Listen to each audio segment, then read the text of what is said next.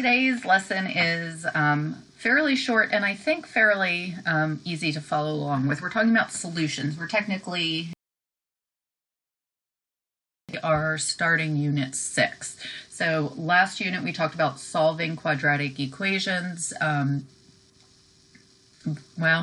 We talked about factoring quadratic equations, and now what we're going to do is we're going to kind of use that information and be able to figure out why that is important. So we're going to talk about solutions, and we're talking about solutions to equations, graphs, most specifically quadratic equations. But we're going to talk about here solutions. There are 3 different names for x-intercepts. First of all, it's super important to remember that the x-intercept is where your y is equal to 0. So let me see if I can find a scrap piece of paper here. If we've got our graph, this is our, so our x-intercept is where our line crosses our x-axis. This is a line. A quadratic goes like this, and it's called a parabola. And a quadratic is going to have 2 places where it crosses the x-axis. And remember, again, this is where our y value is 0, because our going up and we're not going down. We're staying right at y is equal to 0. So we have 3 different names for x-intercepts. And this is super important because they are constantly going to use all 3 of the names. First of all, we're going to call them solutions. Sort of as in the answer, it's what we're looking for. Zeros, it's where our them roots. Know these, remember them. They will be used over and over. Then we're going to talk about 3 ways you can see them written. And again, you're going to see them written all 3 of these ways. You'll see y equals. That's sort of how we've been seeing it written. You can also, very commonly, we use f of x. This is a function of x is equal to something. This is pretty common. 0 is equal. This one is not necessarily as common, but it does happen. And then we can also consider the fact that it doesn't have to be an x. We see g of x a lot. Really, it could be any variable, h of x, s of x, anything of x, but most common.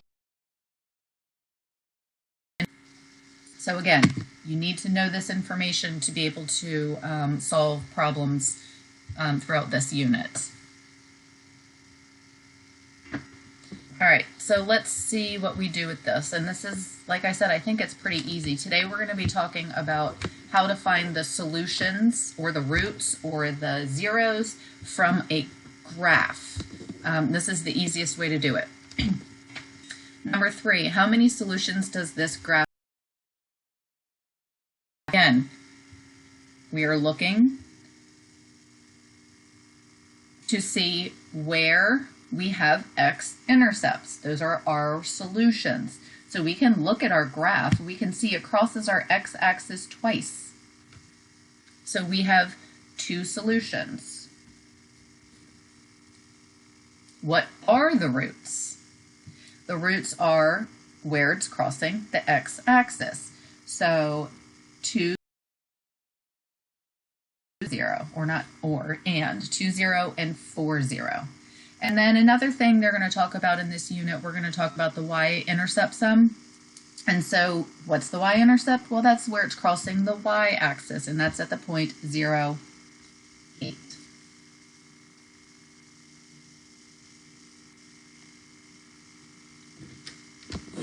Number 4.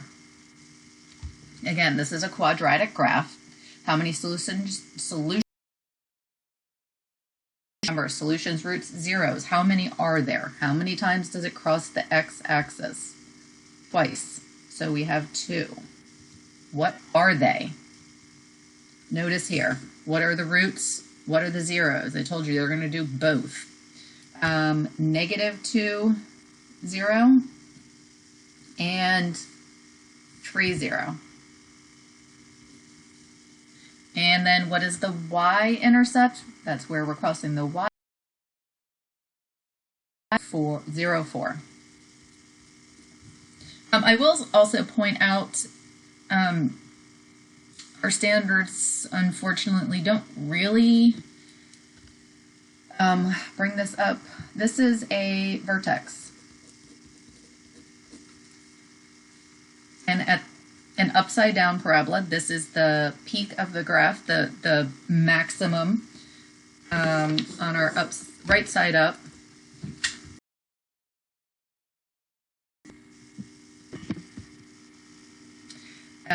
Sorry, I had technical difficulties. Here we go.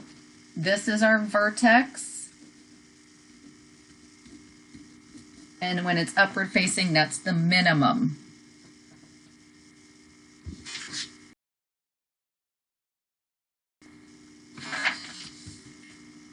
Number 5, how many solutions does this graph contain? This is not a parabola, it's just a line, but we're still looking at how many times does it cross the x-axis.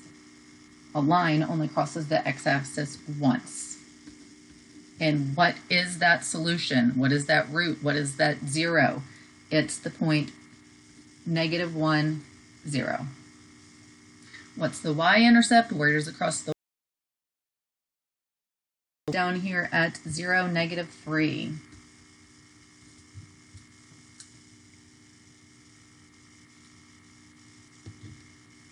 Number 6.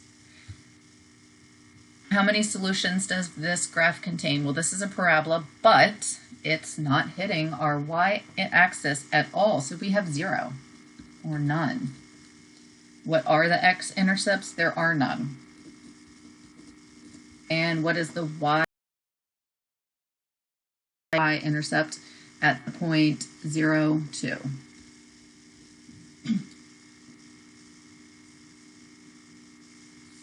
Number 7, we've got another line. It's a horizontal line.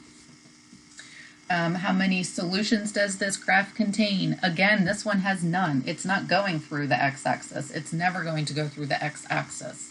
What are the zeros? There are none. What is the y-intercept? Well, 0, -3.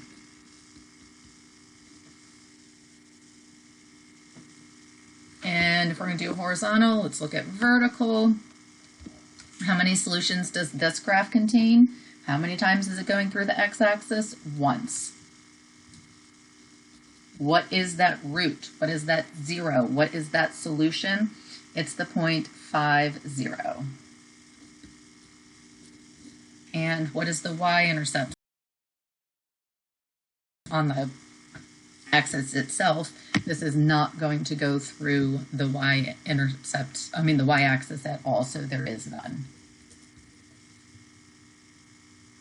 And that's it. Finding solutions from a graph.